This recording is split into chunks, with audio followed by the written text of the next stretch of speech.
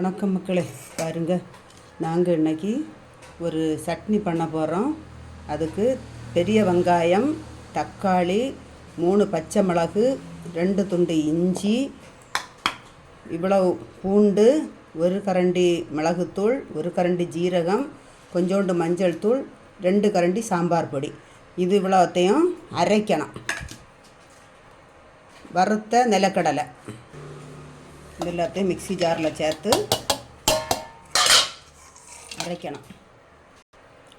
இப்படி நல்ல பேஸ்ட்டு பதத்துக்கு அரைச்செடுக்கணும். வானொலி அடுப்பில் வச்சு எண்ணெய் ஊற்றியாச்சு. கடுகு போடுறோம். கொஞ்சோண்டு சோம்பு சேர்க்குறோம். உளுந்தம்பருப்பு சேர்க்குறோம். அரைச்சி வச்சுருக்க விழுதை இதில் சேர்த்து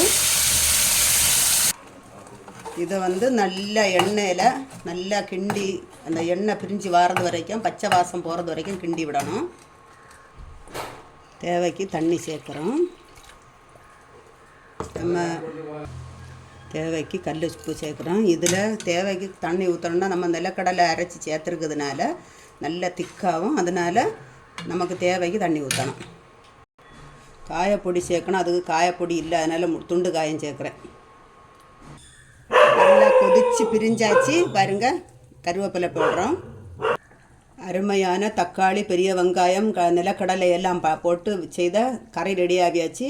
இது பிடிச்சிருந்தா லைக் பண்ணுங்கள், ஷேர் பண்ணுங்கள். இதுபோல் நீங்கள் செய்து பார்த்து கமெண்ட் பாக்ஸில் சொல்லுங்கள். வணக்கம்.